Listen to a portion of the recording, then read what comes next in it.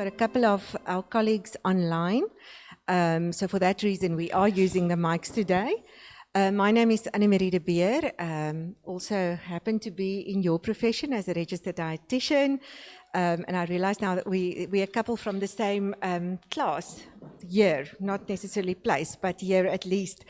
It's really a privilege to be here today on behalf of the Nestlé Nutrition Institute Africa.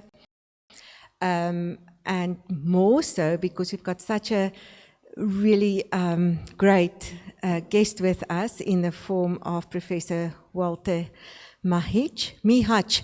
I've got it wrong every time. Lindy has to correct me. It's Mihach.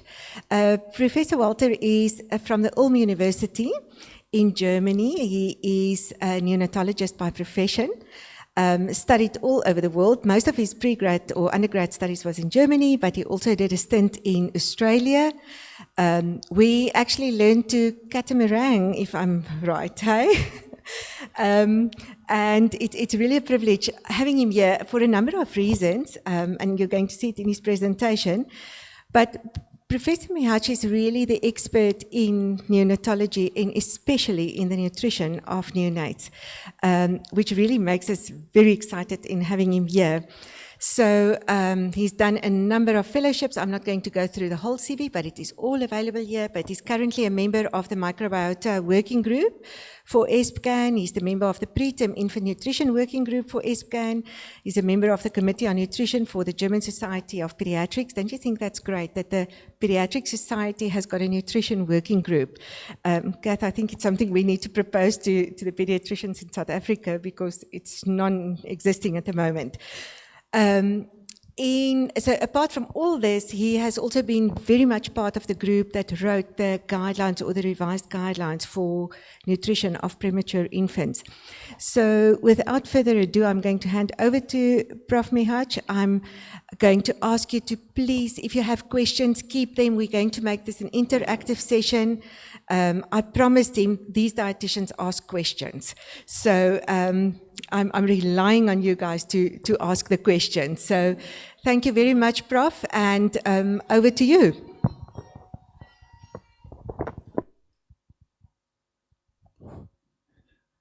Hello.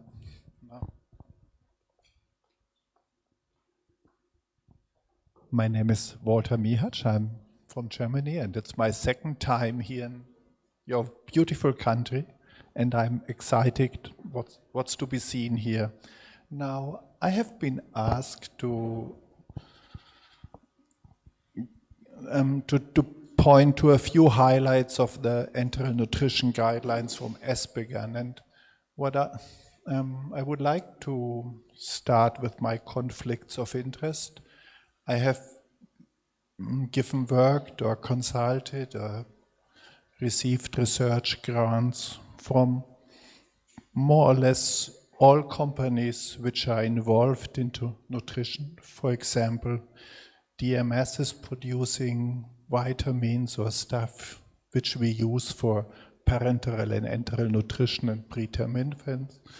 And I have been giving talks for ESPGHAN, GPGE, and a lot of companies you may want to know. Now, I would like at the beginning to show to you how we handle preterm infants. It is a very short part. Well, we wrap preterm infants in plastic right after birth to keep the temperature high and to prevent them from getting cold. And that's then we give surfactant right after birth in the trachea, and you may want to see it, how we handle preterm infants. Now, we try to video record what we're doing and to discuss it with our residents, how they performed, to have continuous improvement. And that's one of those videos, and I would like you, didn't work, not to record it because I have no permission, and you will see.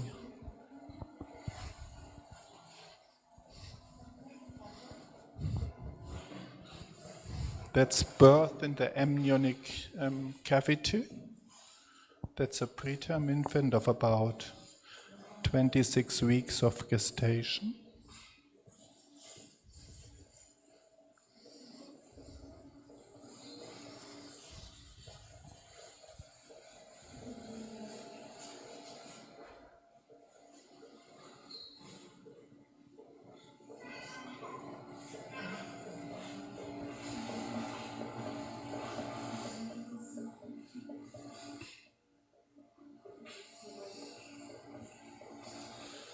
That's lots of people involved. You need 4 people in the room.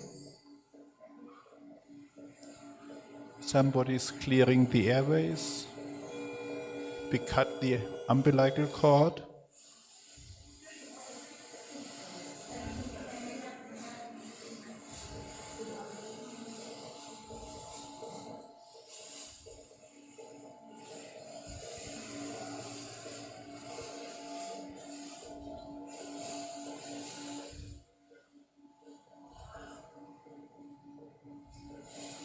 It's by Seldinger technique.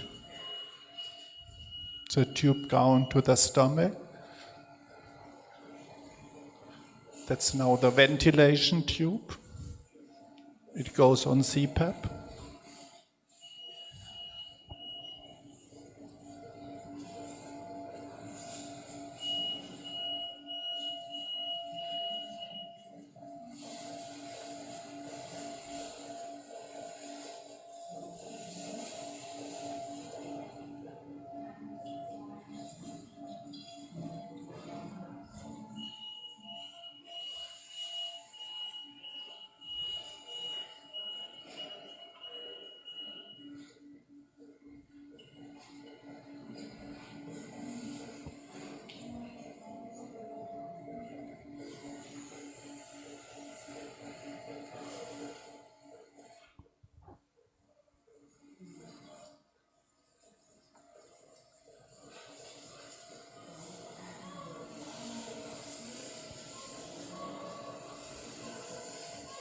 Now the baby is on non-invasive ventilation. You hear the respirator.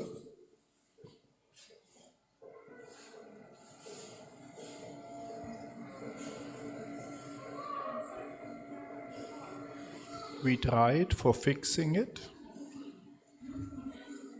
It's an oropharyngeal tube.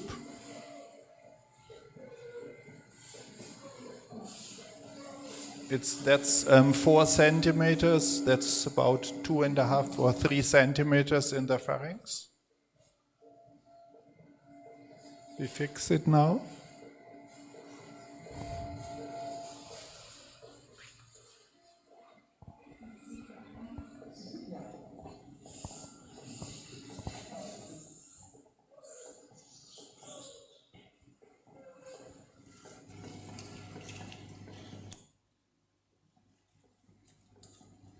Now the baby gets surfactant.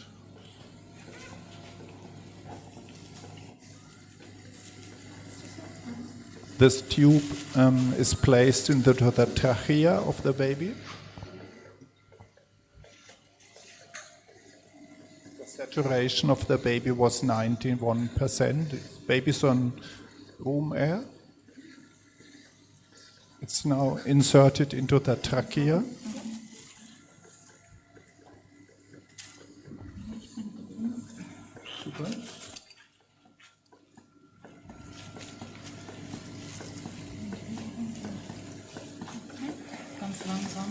This white stuff is surfactant.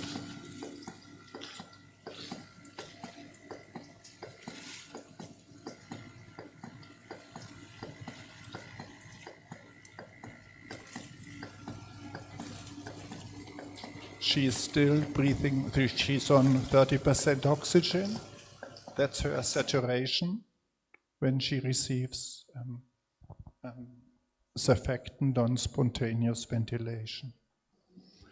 Now, right afterwards, the baby is given in the delivery room to the parents. That's parents just with their baby in the delivery room.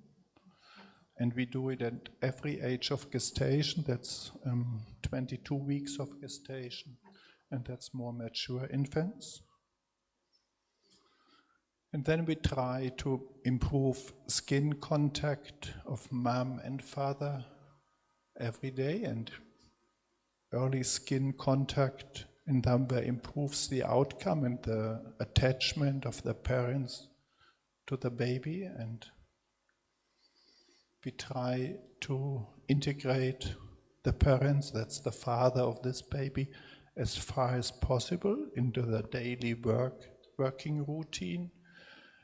And it's not easy to have the parents present the whole time, because then we need to clear our speech and to have proper contact with the baby. And it's also difficult for the nursing team try to coach parents, but all what we learned, and as a pediatrician from nurses, we try to teach the parents, and the parents applicate feeding across the tube, and the parents give drugs, and the parents know how to monitor the baby. And we are all, as professionals, we working in shifts, and there's suddenly a change because the parents are with their baby every day, and they know if the color changes, and they know when something is wrong. And all the time they look at the fingers of doctors, and if you misplace or do something not wrong, the parents record everything. And also with the nurses, it's very difficult, because if you speak here as a dietitian, tomorrow there may be another dietitian, but they report and they say, this person told me that, and now you are telling something different. And why do you place the tube this and that?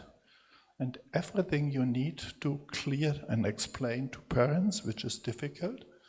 We do parents' ward rounds. That's not ours. Obviously, we are German. That's a one from the internet. But we give courses to the parents and teach them what to do. And this ends up with early discharge. Infants born 22 to 27 weeks of gestation are discharged at a corrected gestational age of 36 weeks. We published this, and now we doing a larger study in a university just to change the whole approach towards more family integrated care. Now, I would like to go on to nutrition. During the time in hospital, from 22 to 36 weeks of gestation, the brain is growing. It's growing the whole time, and this development of brain clearly depends on energy. If there is not enough energy, the brain will not grow and develop. And when you look histologically, it's the cortex of the brain, the oligodendrocytes and the cells also develop during this time. And brain development happens at a certain time. It's genetically programmed. And if it's not developing at 26 weeks of gestation, what happens there?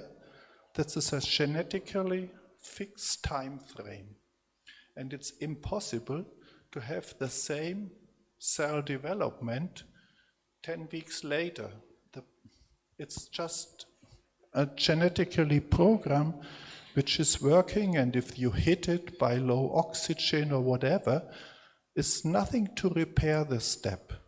It's a continuous program in a fixed time frame. And if you stop this development here by drugs, it will not achieve this point. It achieves another result. It's impossible to change the time frame for us. And that's the time when the infants are in hospital. You have immature oligodendrocytes and pre-oligodendrocytes, and that's just a genetically fixed time frame. Now, there are a lot of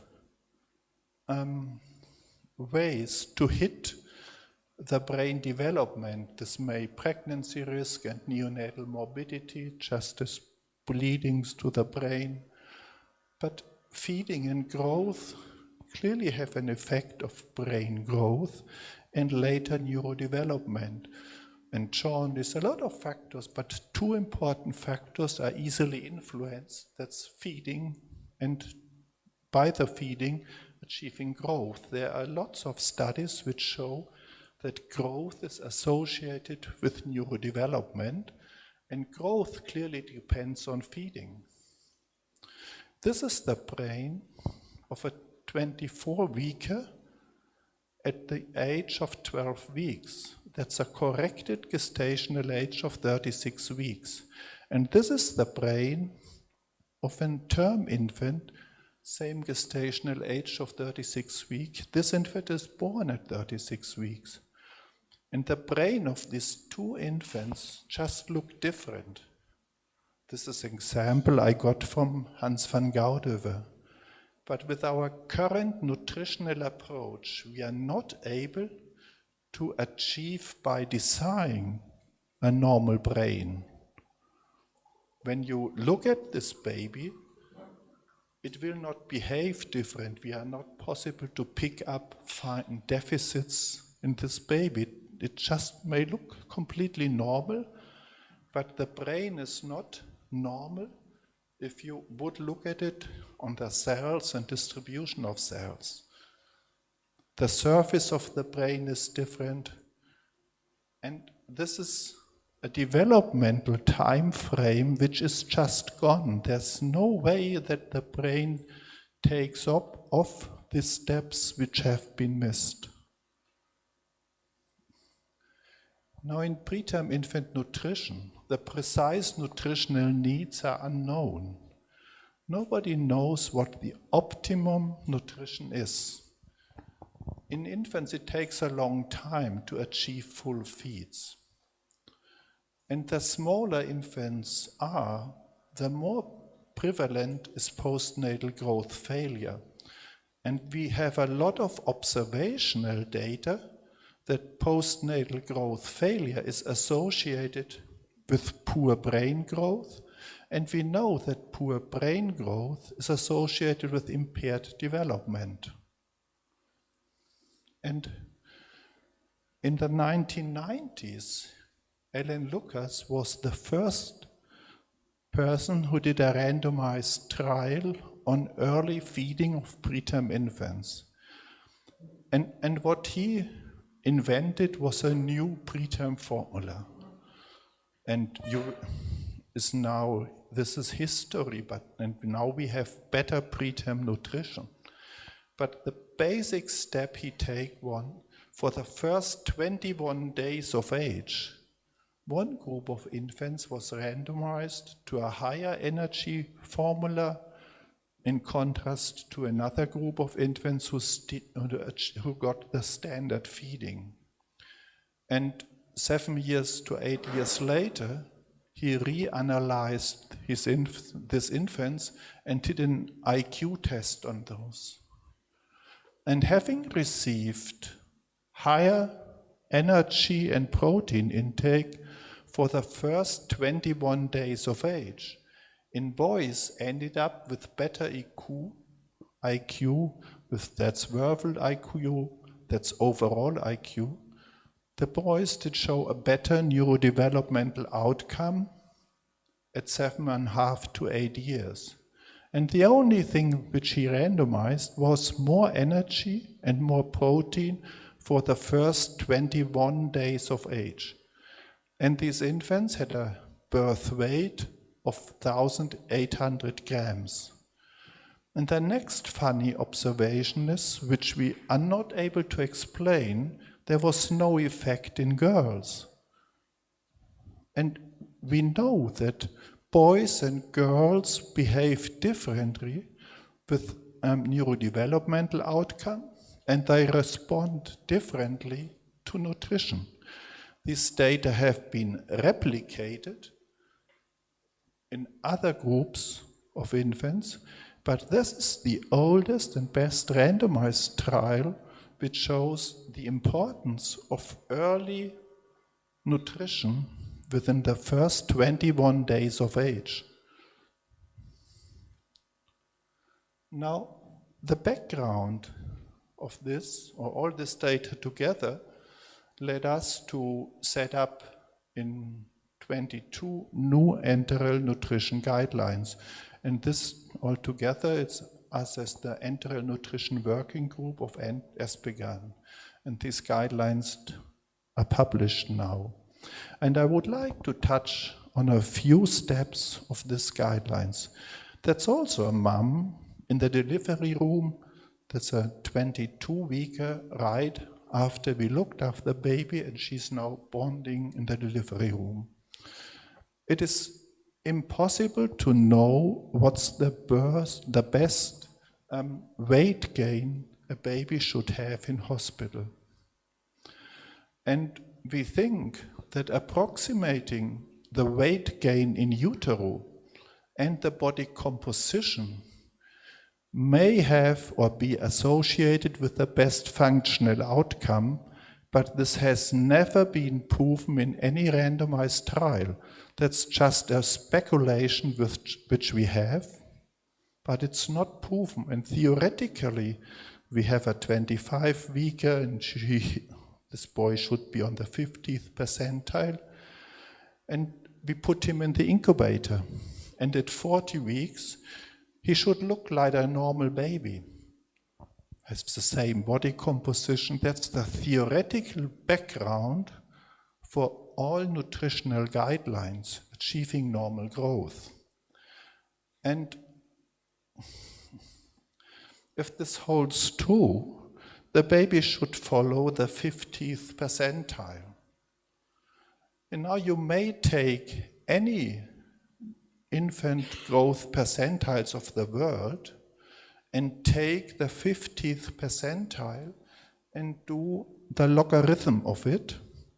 And the very interesting point is the logarithm of it is on a straight line. And that's amazing. And that's true for the Fenton growth charts, because she used the German data at this gestational age, but this was also true for the CDC growth chart, and that's true for all growth charts of the world. If you use the logarithm of the 50th percentile, it's a straight line. And with a little bit of mathematics, you are able to calculate that these line grows at a velocity of 17 grams per kilogram per day. That's universal. And this is the basis for our parenteral and enteral nutrition guideline calculations. The weight gain in grams per kilogram per day is more or less constant up to about 34, 35 weeks of gestation, and then it slows down. And this ends up in a weight gain in grams per day. Here it is 10 grams per day, it's about 15 grams up to 35 grams per day in an infant. But the basis is 17 grams per kilogram per day. This line is based on 1.5 million newborn boys in Germany. Now, we have a target weight gain, which we think as neonatologists should be like in utero. How do we come to the nutrient needs? This is old data of the 50s and 60s. Nobody ever will repeat this data. That's total body analysis of dead-born infants. Every infant was dead-born, and the total body was analyzed, and these papers summed up data published in the literature, and that's grams of nitrogen per body. For example, here, that's infants born with a weight of 500 grams, and there was about 10 grams of nitrogen per 500 gram infant. And this is a 2,500 gram infant. In the total body, there have been about 40 grams of nitrogen. And the interesting point in these data is that there's a linear association between birth weight of these infants and total body nitrogen. And that's also a fantastic situation of nature. This linear association, total body nitrogen and birth weight of preterm infants. All these infants are preterm. They are different gestational ages, but the linear association. And this makes it easy to calculate now. You have got a constant growth rate in utero. It's about 17 grams per kilogram per day in every percentile around the world. And you have a linear association between weight and nitrogen. And now it's easy to calculate the protein needs because all you know is there's an association between nitrogen and protein. We use the Kdal constant, which is 6.23. And now there is data, the association between amino acid intake and nitrogen balance in preterm infants. And we have this association if we feed no amino acids or protein, an infant is in a negative nitrogen balance. And if we feed about 1.1 grams per kilogram of protein, the nitrogen balance is 0, which means we put the same amount of nitrogen in the baby as the baby loses by the urine and the stool. Therefore, there's a certain amount of protein or nitrogen which we always lose every day in a preterm infant, and that is an inevitable loss. And nitrogen or protein intake beyond 1 grams per kilogram per day will end up in a positive nitrogen balance. This is the minimum amount you need to give, and you need to add this gram to the calculated protein accretion you may calculate on these dead infants. Therefore, taking these 3 points together, we will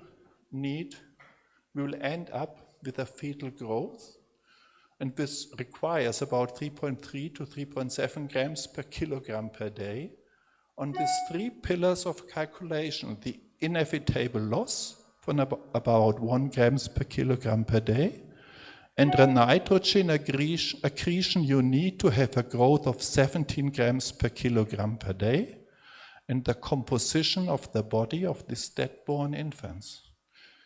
And these data have been tested in several studies, and each square is a different study. But we know you need to give a little bit, about 3.5 grams of nitrogen, enteral intake of protein, 3.5 grams of protein, to achieve a growth velocity of 17 grams per kilogram per day. And if you give less protein, you will achieve less growth. And we know with a certain amount of protein, about 2.5 grams or 3 grams, you can add as much energy as you like. You will not achieve more protein gain. And protein gain is associated with lean body mass accretion.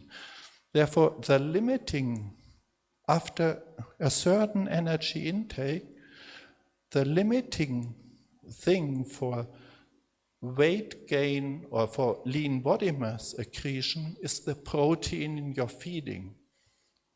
And what for our practical work, if we put a small preterm infant on poor human milk feeding, you can add energy and energy and energy how much you like to the human milk you will never achieve more lean body mass accretion because the limiting factor in human milk for small preterm infants is just the protein content. Therefore, if you would like to achieve a growth like in utero with human milk in small preterm infants, less than 35 weeks of gestation, you need to add extra protein. That's simple based on the 17 grams per kilogram per day. That's the growth velocity of the 50th percentile. The total body composition of this old Widdowson data from the 1960s, and the inevitable losses of about 1 gram per kilogram per day every day. This and the limitation of lean body mass accretion by protein intake. Now, some excess of protein has not been shown to detrimental, but if we have not enough protein, it will always limiting growth. Therefore, probably it's wise to give a little bit more than you calculate. And if we like to have catch-up growth, you need more protein. And at discharge, you may reduce protein intake. Because in a normal baby, the growth velocity goes down beyond 34, 35 weeks of gestation. And that's the way we calculated protein, and therefore we ended up with a high level of evidence. It's an A level of evidence that you need this amount of protein to achieve growth like in utero. But again, it's important to keep in mind this target growth and body composition like in utero has never been shown in a randomized trial to assure the optimum outcome of an infant. We didn't do these experiments. Also, energy, grade of recommendation, is an A level, again based on the identical data. But with regard to fat and carbohydrates, we can't achieve A level grade of recommendation because up to a certain degree, carbohydrates and fat is interchangeable. It's limited by other facts than the energy needs. It's more difficult with vitamins. We do not have the randomized trial, what's the best vitamin intake. It's all calculated on best guesses and observational data. There are no randomized trials. It's all observational data to give us an idea how much vitamin we use. But that's also true for vitamin levels which we use for our vitamin intake. It's all based on observational data. We have no randomized controlled trial to test in healthy adults how much vitamin A, for example, you need. It's all observational data and laboratory studies. Now with feeding, I like this old study. That's a fetal amniography study. The fetus is in uterus, that's the bones of the pelvis. And in former times, it was of interest to do amniography. You stick a needle in the amnion cavity and put contrast media in the amnion cavity and do an X-ray of the mom. Nowadays, you wouldn't like to have it. But now, you see now the contrast round of the amnion cavity around the head of the baby. But did you know what is this?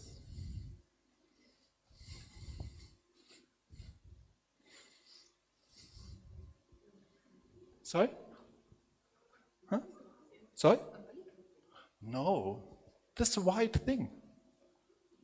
What is that?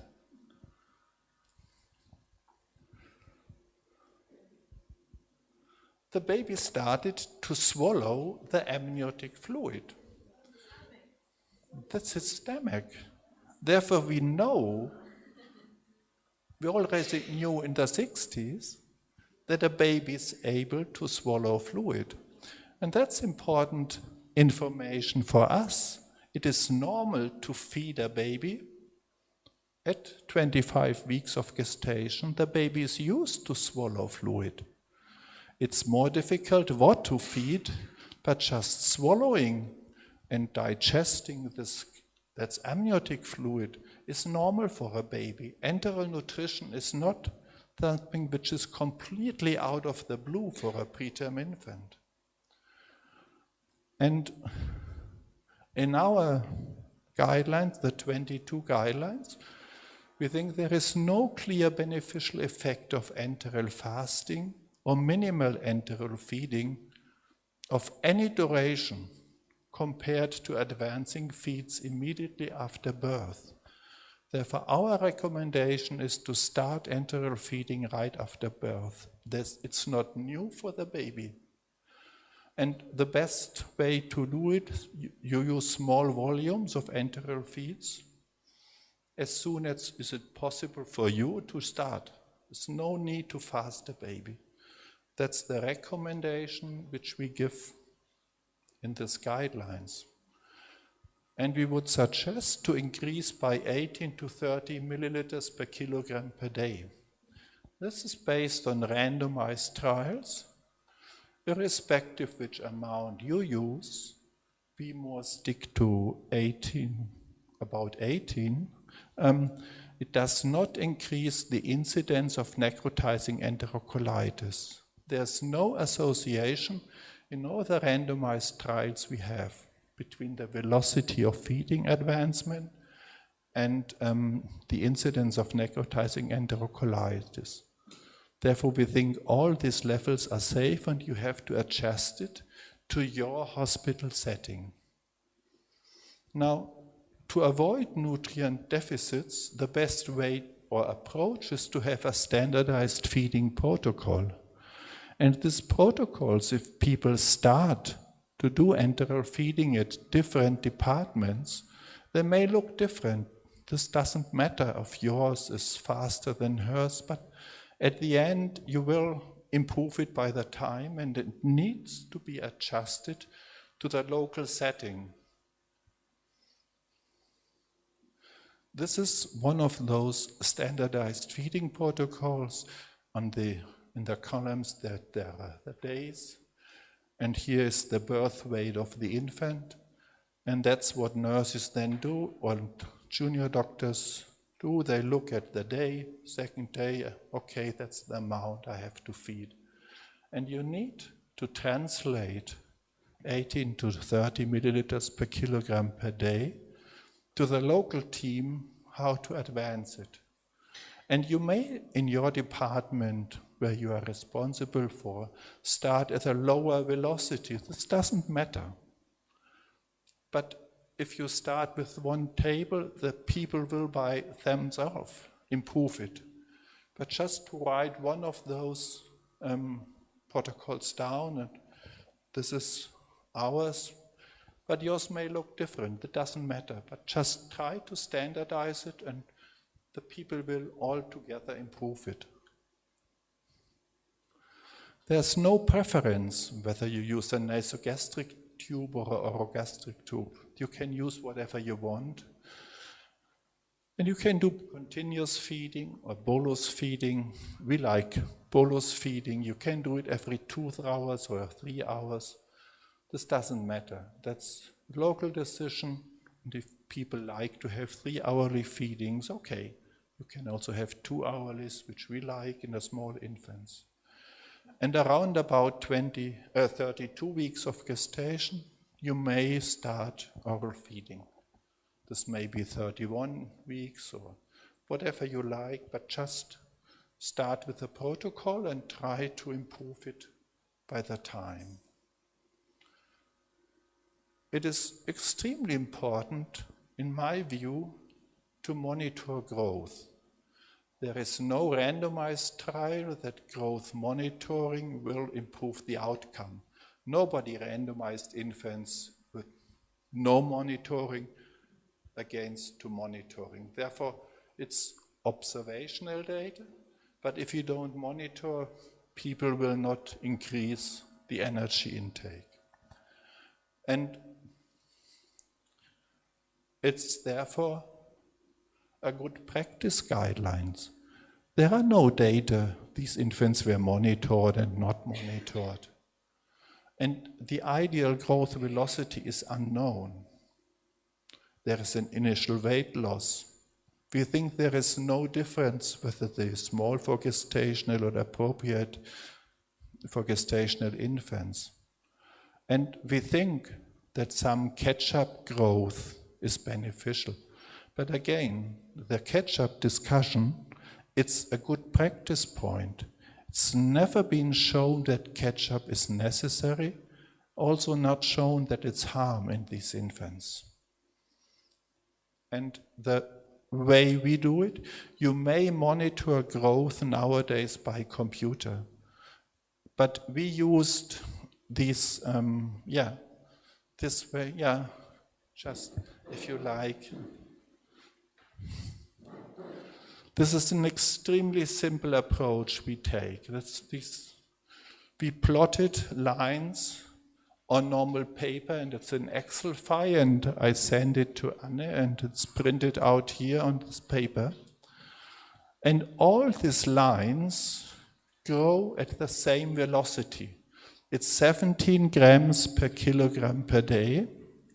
And the nice point is you can use it in every infant.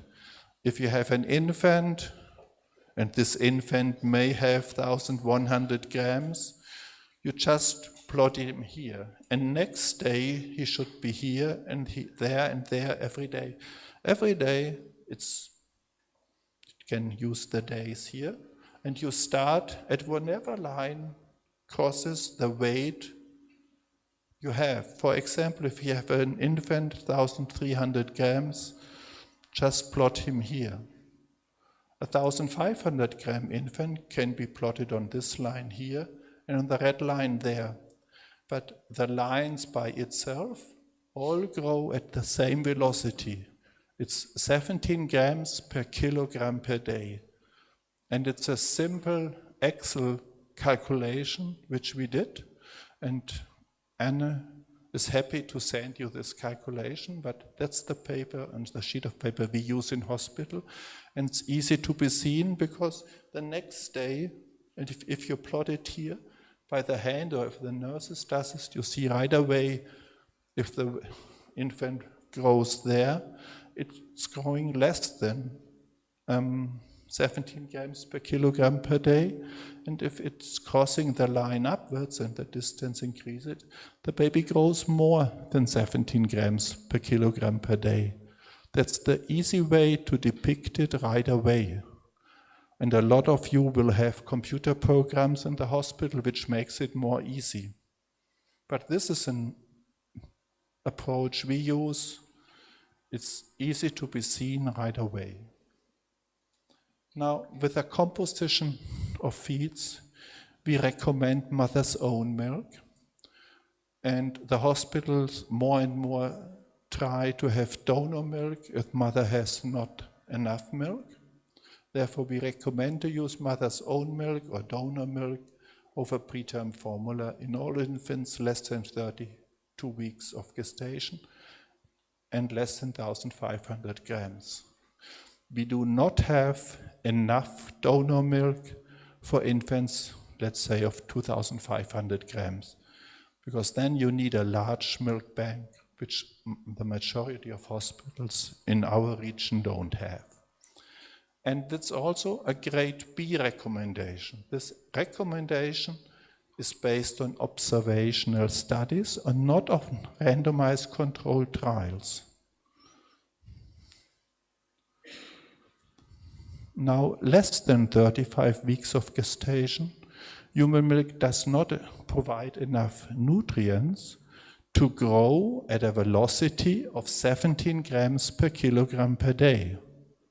If you in your department would decide 12 grams per kilogram per day is enough, then you would end up with a different recommendation. Our nutrition recommendations are all referred to this growth velocity of 17 grams per kilogram per day. Therefore, if you have this target below 35 weeks of gestation, you need to fortify human milk. And since protein is limiting for lean body mass accretion, you need to increase the protein intake. It doesn't help to increase the energy by MCT oil. You will not improve the lean body mass accretion. And it's extremely difficult to put all the components and calculate them by yourself. Therefore, multi-component fortifiers are just more easy to use. All of us as neonatologists, we started to add protein and to add some calcium and phosphorus, but this is not easy to be calculated. And we recommend to start fortification early at a feeding volume between 50 or 100 milliliters per kilogram per day. Full enteral feeding is about 150 milliliters per kilogram per day. And donor human milk even requires a little bit more fortification because on average the protein and energy concentration of donor human milk is lower. Basically, you lose energy. It's the fat component which sticks to the plastic containers where you store human milk. It is extremely difficult to judge what's the best protein source if you fortify human milk or if you feed a baby by preterm formula. And we did studies with formulas which had the same composition, but one formula was with hydrolyzed protein and one was with native cow's milk protein. And with hydrolyzed protein, you speed up the time to achieve full feeds. Protein hydrolysation accelerates gastrointestinal transport. Therefore, whenever you have to use non-human protein, which is in formula or as a supplement to human milk, using hydrolyzed protein as a protein source for your product accelerates feeding advancement. Hydrolyzation of protein accelerates gastrointestinal transport, but we have no data to prove that if you use a hydrolyzed protein for supplementation, that the long-term outcome of the baby is improved. We have just shown that it accelerates feeding advancement and the time to achieve full feeds. We have never shown that the baby ends up with a higher IQ in the long run. We have not shown that there is less necrotizing enterocolitis or whatever. It's only referred to easier feeding.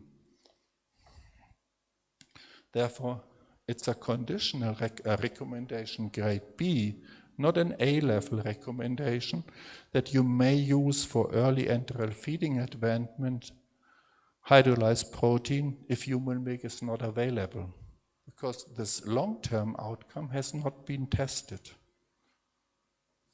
With regard to osmolarity, we don't know what's the upper safety osmolarity threshold. But if you plan to supplement human milk, it is easier to have a multi-component product from industry, because then you know what's going to happen with the osmolarity. You can read it up, and people who designed the multi-component fortifier had a look at the osmolarity of the product. If you supplement infant formula or human milk by your own calculations, it is difficult to know what you do with regard to osmolarity. Therefore, that's not a level A recommendation, that's a good practice point. It's easier to use a multi-component product. And the other one, if you have to supplement any drug, whatever you use, best is to put it to the largest possible volume of milk, because the osmolarity may shoot up with your supplementation product. It's better to dilute it in the largest volume of milk.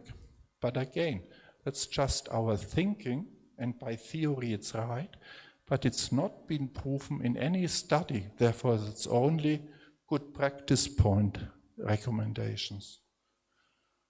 Now, with regard to calcium and phosphorus, dolichocephaly of preterm infants, this flat skulls, is extremely common around the world. And the only reason if you have seen preterm infants, probably you have seen dolichocephaly as well. And the only reason for dolichocephaly is a lack of calcium and phosphorus. Therefore, every preterm infant needs some form of supplementation of calcium and phosphorus. Human milk does not contain enough calcium and phosphorus for normal mineralization of small preterm infants. Therefore, for supplementation of human milk, either you do calcium and phosphorus supplementation by products you buy and calculate by your own, or again, it's easier to use a multi-component fortifier and rely on calculations somebody else has done. It's just easier to be used. Therefore, the easiest option, use a multi-component fortifier, but you may also do it by your own. But then you require some form of monitoring, which is very difficult. Therefore, in summary, preterm birth is a critical period of brain development. Brain development happens in a fixed, genetically determined time frame. There is nothing that brain development happens, for example, beyond 40 weeks of gestation. These early steps need to happen early. And there is an association between nutrient intake, growth, and neurodevelopmental outcome. There are hundreds of papers which show this association. But we do not know the optimum growth velocity.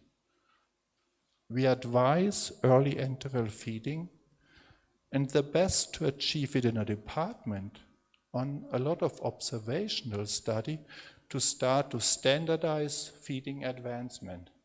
However you do it, the first step is to write down what you think, what is the best for your department, together with the nurses, the doctors, and you. You start at some point, and all of you, or the whole team, by the time will try to improve it. We recommend that growth monitoring. The critical nutrients are protein, perhaps vitamin D. All preterm infants require iron. I did not touch on the iron needs. They require calcium and phosphorus in addition to that what is in human milk. And it's definitely easier to use a multi-component fortifier. Thank you very much.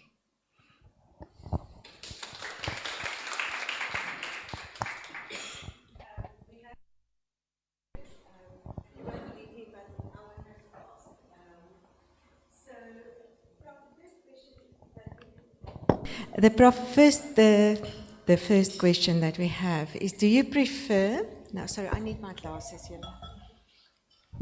Tells you something there. Do you prefer this particular chart where you monitor the growth for the growth velocity rather or over the Fenton growth charts? So the question is really where does the Fenton growth charts then also fit in? If you use the Fenton growth charts, it's perfect. And if you read the literature for the Fenton growth chart, the preterm infant growth between 24 and 32 weeks of gestation is based on the German infants because we have the largest population of small infants which has ever been measured by birth. Therefore, she used this data. And if you take the Fenton growth charts, again, if you do the logarithm, it grows by 17 grams per kilogram per day. But if you establish this in your computer, it's perfectly fine. Good, thank you. And then the other question that I have, and this is me asking now, in terms of weighing these infants, in many of the, I don't know in government, but in private institutions, the nursing staff is quite scared to weigh these babies daily. So some of them only get weighed maybe once a week or once in 2 weeks. Your comments on that? I think there is one policy which refers to minimal handling and to reduce handling of the baby early on to the lowest amount of handling possible. And then you need to decide with a team how often you take the weight of the baby. In Germany, we have departments which don't take the weight the first 3 days of life. That's the way they do it, and I think we have to live with this. But it is just difficult to know which kind of energy and fluid a baby needs without taking the weight. The baby may lose a lot of water or get too much water. It makes it difficult to optimize medical therapy without knowing the weight. Therefore, probably doing it only once a week is difficult at the beginning. And after some time, I can't see too much harm if you take the weight of the baby. Therefore, probably sticking to once a week is difficult to base it on scientific data that's enough. Probably you need to do it more often. But in such a department, I would try to have at least a weight every 3 days to make people, or 3.5 days, 2 times a week, to improve it. But early handling of small infants on parenteral feeding, you need to have a weight, you need to have the amount of fluid output, and all of you will have seen infants who lost lots of water. This may happen. Therefore, it's just difficult to handle these babies without a weight. Good, thank you. Let's hear from the team here. Any questions on your side?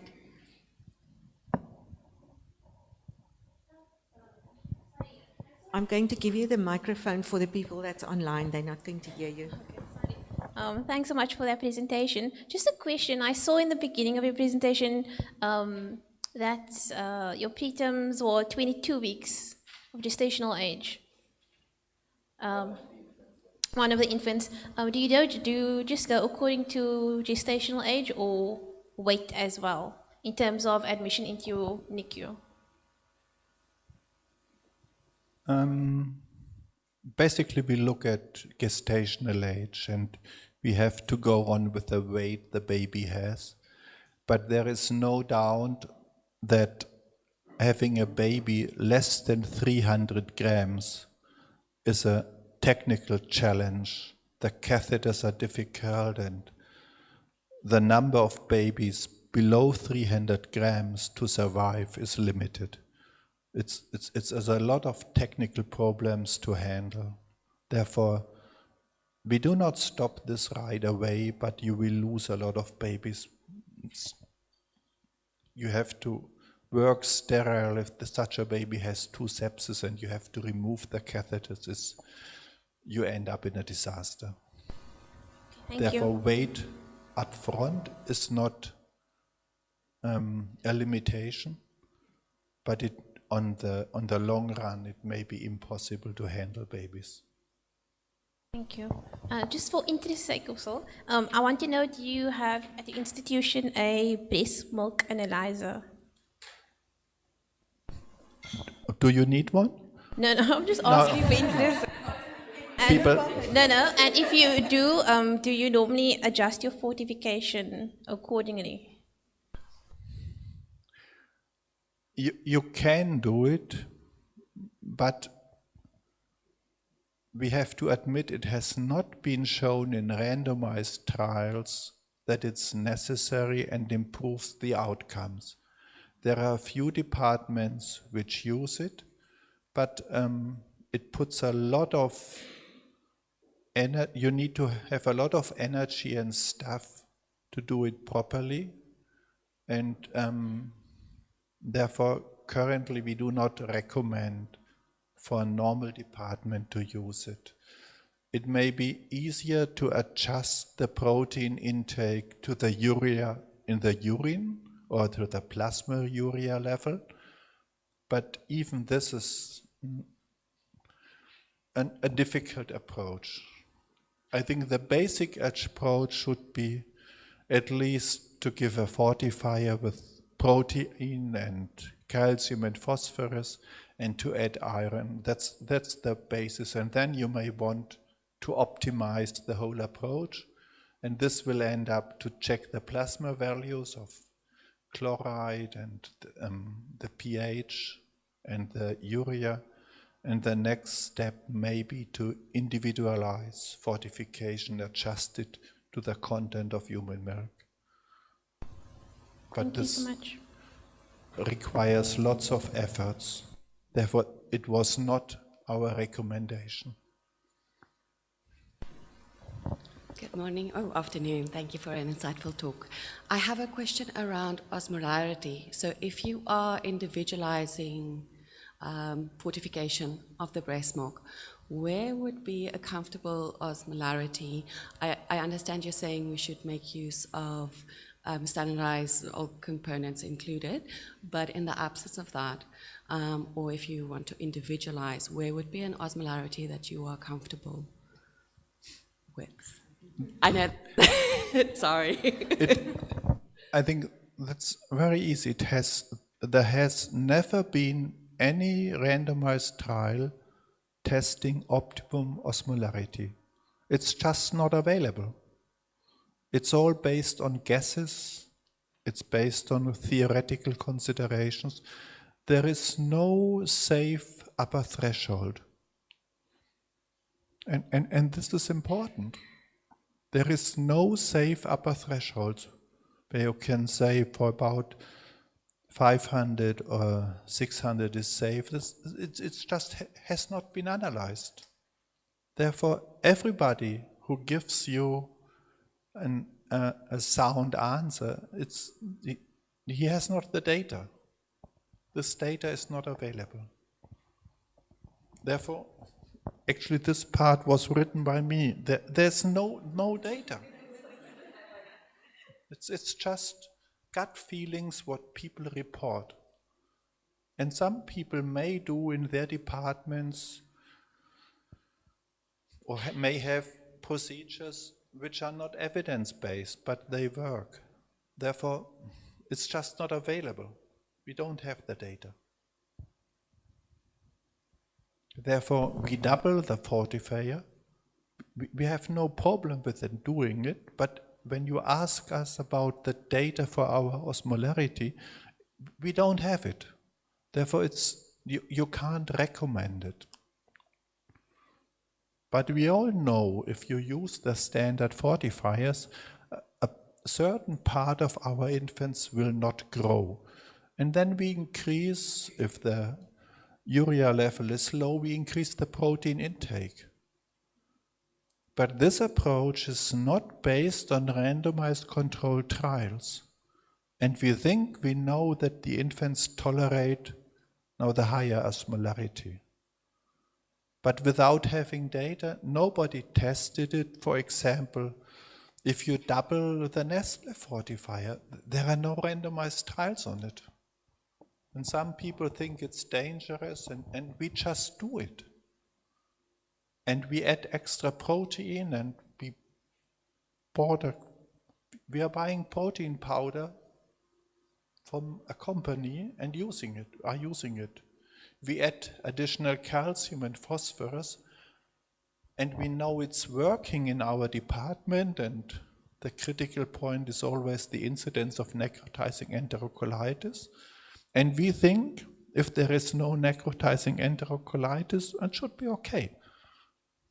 But this also is a funny approach. There may be other difficulties which we even don't measure. I have a follow-up question to that.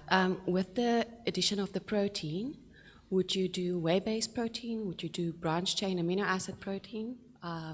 We like to have a hydrolyzed protein source. Okay. We don't care so much about whey and casein, but we have a feeling based on a lot of data that whey is probably better tolerated. But if you look at more modern data, the difference between whey and casein is vanishing for a lot of reasons, because companies like all formula companies adjust the protein source.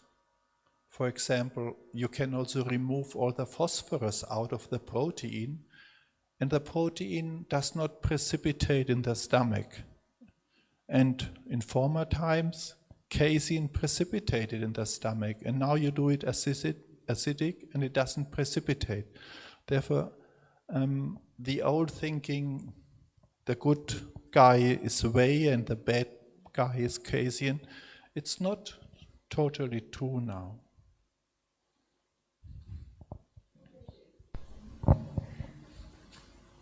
Good. Whilst I'm walking to you, we've got a question here from the internet, or from someone online that's asking, can you please recommend computer software to monitor growth?